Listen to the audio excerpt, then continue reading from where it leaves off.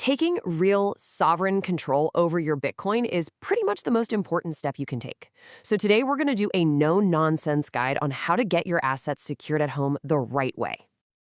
We're going to break down the exact process for moving Bitcoin off of exchanges or even off those little paper slips you get from an ATM and getting them safely onto your BitBox hardware wallet. This is going to be a practical guide, no fluff, just the steps that matter. So, we've broken this down into 5 logical parts. We'll kick things off with preparation, making sure you're actually dealing with real Bitcoin. Then we'll dive into the super important secure setup and backup.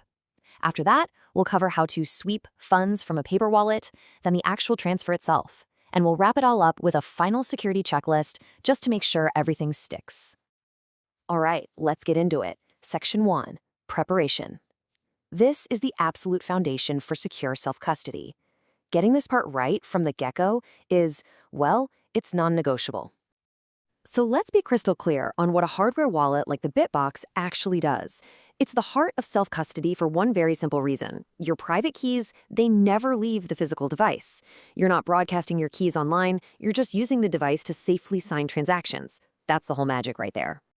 Now, this is a really critical distinction you have to understand. This entire process only works if you have real Bitcoin.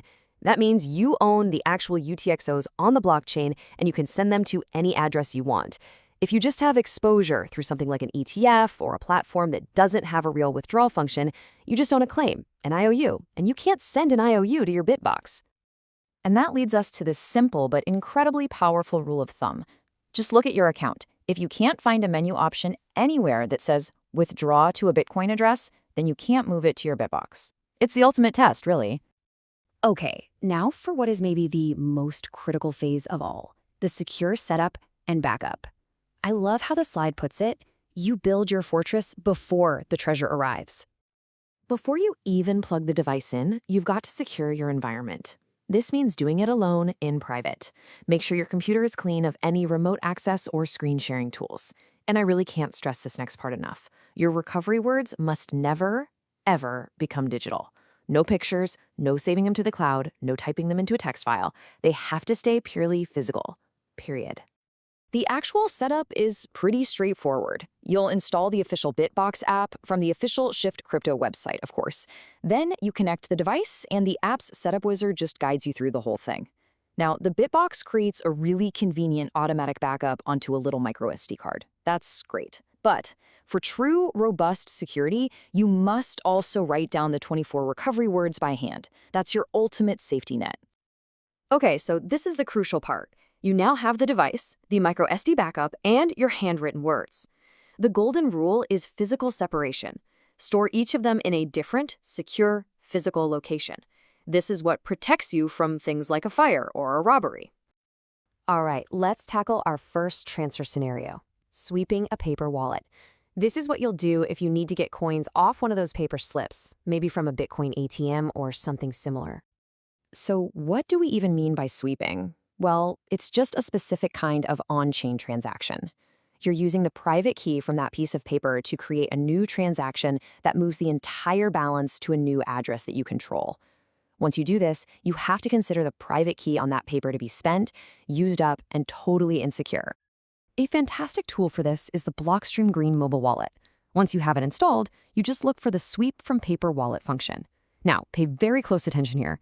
You have to scan the QR code for the private key, not the public address. Once you scan it and confirm the transaction, just be patient. Wait for at least one network confirmation before you move on to the next step. And now we're at the final leg of the journey, moving the funds from that intermediary wallet or from your exchange into their permanent, super secure home on the BitBox. The process here is always the same. First, in your BitBox app, you generate a new receive address. Okay, stop. This next part is the single most important action you will take in this entire process. You need to physically look at the address on your computer screen and compare it to the address displayed on your BitBox's own little screen. This is your shield against malware that tries to hijack your clipboard.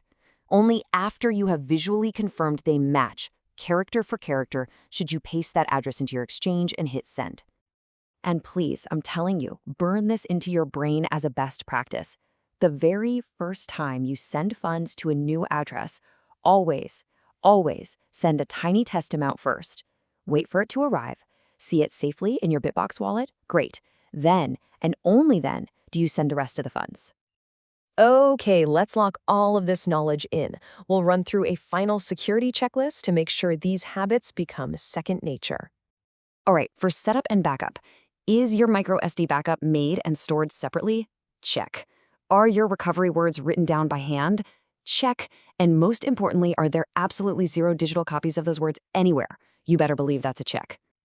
And for the transfer itself, you scan the private key, right? Not the public address. You're treating that paper as spent. You physically verified the receive address on the BitBox device's screen, and you sent a small test transaction first. You follow this sequence, you're going to have a stress-free experience. And really, it all comes back to this one idea. This is the whole philosophy and the technical truth all in one sentence. The core of self-custody is just this. Your private keys never leave the device. That's it.